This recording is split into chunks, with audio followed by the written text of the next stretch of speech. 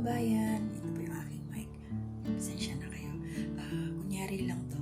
So, mapagpalang araw po sa ating lahat, mga kababayan ko dyan, sa buong mundo, saan man tayo ngayon.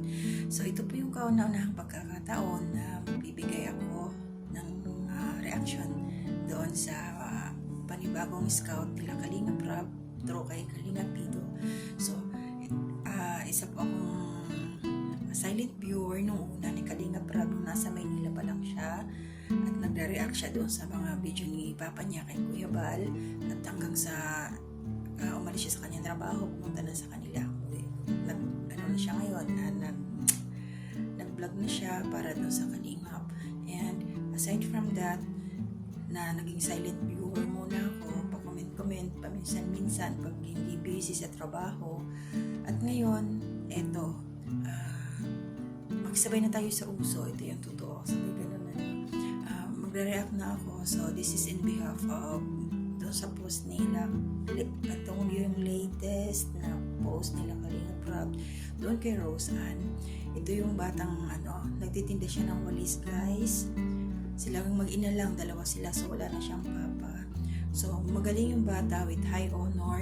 Nakatapos na siya ng grade 12. So, hindi siya nakapag-college ngayon dahil sa financial problem. And, ito lang ang ko. Sana may makatulong sa batang to kasi nga sayang yung talino niya. At sayang din, dalawa lang silang mag-ina. Siya lang ang makakatulong sa nanay niya.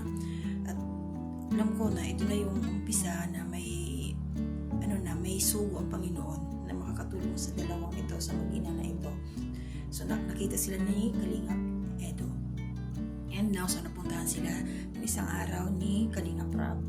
So, na-interview, nakita ang situation. So, yung bata gusto niya mag-aral. Yun nga lang ang problema, wala talaga silang pambayad sa school. At the same time, yung tinitirahan nila doon is temporary lang, hindi sa kanila.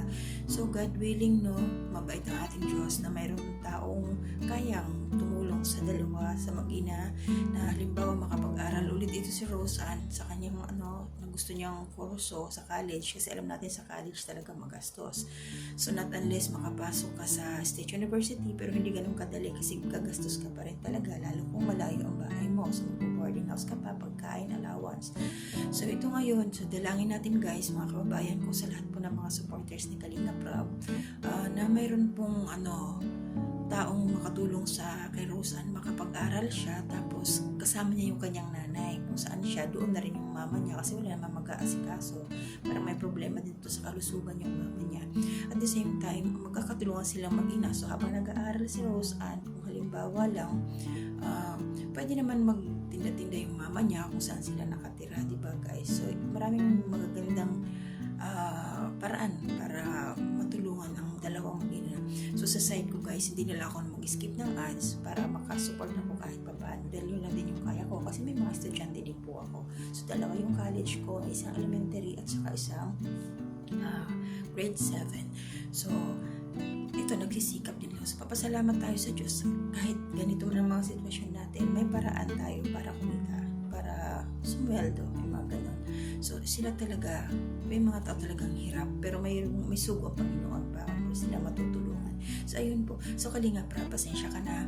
So, ito ako ngayon, aspirant reactor po ninyo. So, palalawakin po natin ang mga katulad nitong mga sitwasyon para matulungan po sila Rose Ann at saka more viewers, more subscribers po sa inyo. So maraming salamat Kalinga Prab.